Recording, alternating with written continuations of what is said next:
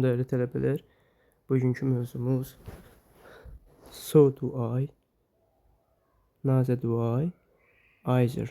Bunun üçün də mənası həmçinin deməkdir. So do, neither də either həmçinin deməkdir. İlk öncə bu dərsə başlamazdan əvvəl onu vurğulamaq istərdim ki, so, to, also. Bunlar da həmçinin mənasını verir. Həmçinin. So, to, also həmişə təsdiq cümlələrdə olur. Diqqətli olmaq lazım. Həmişə təsdiq cümlələrdə. İndi getdik bir analiz edək. So var, neither var, either var. Üçü də həmçinin məna verir. So təsdiq cümlələrdə işlənir. Nə cümlələrdə? Təsdiq cümlələrdə. Məsəl üçün, I am a student. Mən şagirdəm. Qısa cavab, so am I. Nəyə görə sondan başladım? Çünki mənə verilən cümlə təsdiq cümlədir. Ona görə də sondan başladım. Məsəl üçün, I work in Invest Academy. Invest Akademiyada çalışıram, işləyirəm. Cavab, so do I. Təsdiq cümləm var. Başladığı cümlə, verilən cümlə təsdiqdir. O baxımdan sondan başlayıram. Qaldı ki, burada nəyə görə am verdim, burada nəyə görə do. To be'nin formaları varsa, ümumilikdə. To be'nin formaları. Məsəl üçün, am, is, are, was, were, shall be, will be. Köməkçi qismində to be'nin formaları olacaq. Xeyr, əsas feildirsə, do'nun özü işlənir. Növbəti neither. Neither inkar cümlələrdə işlənir. So təsdiq cümlələrdə, neither inkar cümlələrdə. Məsəl üçün, he is not lazy. O nə deməkdir? Yəni o tənbəl deyil. Baxıram ki, cümləmdə inkarlıq var. Cavabı da 100% ki, sondan başlaya bilmərəm. Neither ilə başlayıram, deyirəm. Neither are we. Biz də həmçinin. Baxıram ki, cümləmdə not var, ona görə neither ilə başlayıram. İnkar cümlə verilib, neither ilə başlayıram. Bir də diqqət etmək lazım ki, baxalım, so, do, neither. Bunlar həmişə birinci gəlir, ikinci gələnlər köməkçilər, sonuncu gələnlər isimimiz və yaxud da ki, tamamlığımız. Sonra növbəti, I don't work in Invest Academy. Mən Invest Akademiyada işləmirəm. Baxıram, yenə cümləmdə inkarlıq var, işləmirəm. İnkarla başlamalıyam. Neither do I. Çünki neither inkar cümlələrində cavabdehdir. Növbəti gəldik either. Either də altından xətt çəkirəm burada. İnkar cümlələrdə işlənir.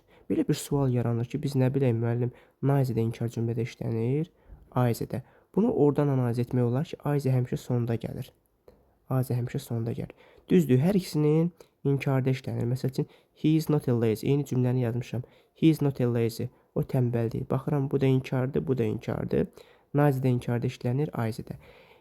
Amma either cavabında sonda və eyni zamanda verilən cavabın özündə də inkar olmalıdır. Amma neither də birinci gəlir, amma yanında inkar olmur. Səbəb çünki neither özü inkarlıq bildirir. Çünki elə bilin ki, n var. N də elə bilin ki, no'ya bərabərdir. Yəni iki inkar bir yerdə işlənə bilməz. Tamam mı? Və yaxud da ki, növbəti. I don't work in Invest Academy. Mən Invest Akademiyada işləmirəm. Baxıram ki, either də işlədə bilərəm, neither də işlədə bilərəm. Either işlətsəm belə deyə bilərəm. I don't work either. Harda gəldi cümlənin? Sonda gəldi. Və verilən cavabda da mütləq nə işlənməlidir? İnkar. Bəs buranı neither-ni işlətsəm necə olardı? Neither-ni işlətsəm belə başlayıram. Neither do I. Nəyə görə? Çünki cümləm inkarda verilib mənim. Either də işlədə bilərəm, neither də. Either-ni işlədəndə sonda işlətdim, cümləyə inkarlıq verirəm. Amma neither-ni işlətsəm əgər birinci gəlir və eyni zamanda yanında inkar verə bilmərəm. Çünki neither özü yəni inkarlıq bildirir. Bunu məncə bildik. Və yaxud da ki, nə sualınız olsa dərsdə və yaxud da ki, kommentlərdə də bildirə bilərsiniz. Getdik növbəti. Have-in var, has-in var, had-in var, bunların işlənməsinə diqqət edək. Məsəl üçün, əgər modal feil qismindədirsə, məsəl üçün, modal feil qismində have to-nu da yazıram burada. Have to, has to görürsə, bunun qısa cavabı ya do-dur, ya does-dır. Bax, bura belə işarə edirəm burada. Bax, belə modal feil kimi have to gördünüzsə, has to gördünüzsə, avtomatik olaraq ya qısa cavabı do-dur, ya does-dır. Bu da şəxslərə görə bəllidir. Uğurdursa does olacaq, məsəl üçün təkdədirsə isim, isimin cəmdəsə do olacaq. Bunu bildik. Keçdik növbəti. Əgər birləşmə halındadırsa, məsəl üçün has və yaxud da cümləmizdə adicə have və has varsa, yenə ya do işlənəcək, ya does işlənəcək. Bunu da bildik. Keçdik növbəti. Əgər have-dən, has-dən sonra feil işlənərsə, cavabda özləri olacaq. Ya have olacaq, ya has. Feil deyəndə necə məsəl üçün? Has-dən sonra feil gəlib. Nə gəlib? Feilimiz gəlib. Feilimiz gəlib. Has-dən sonra got feilimiz gəlib, düzdürmü? Ona görə yəni bunların özləri işlənəcək. Yəqin ki, aydın oldu uşaqlar hər birinizə. Yenə belə əzbərləyə də bilərsiniz. Gördünüz ki, have to-dur, has to-dur, have-dir, has-dir, özləridir. Ya do verəsiniz, ya does.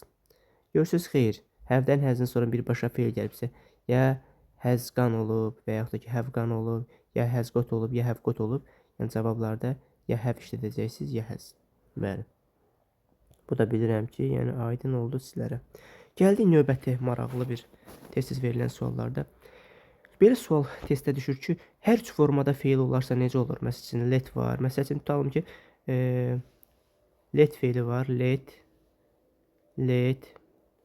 Məsələn, icazə vermək. Üçü də eynidir. Bu indiki zamandadır. Bu keçmiş zamandadır. Bu gələcək zamandadır. Və burada uşaqlarda həqiqətən çox sual formalaşır, çaşqınlıq ki, mən nə bilim bu hansı zamandır. Burada aydınlığını vermişik. Məsələn, iki cümləyə baxacağıq burada. Əgər ismimiz təkdədirsə və bu feilin sonuna s və es varsa, bu indiki zamandır. Məsəl üçün, baxıram burada, our mother lets us to go. Deyirəm, bizim anamız bizə icazə verir. Baxıram ki, our mother var, bizdə burada nədir?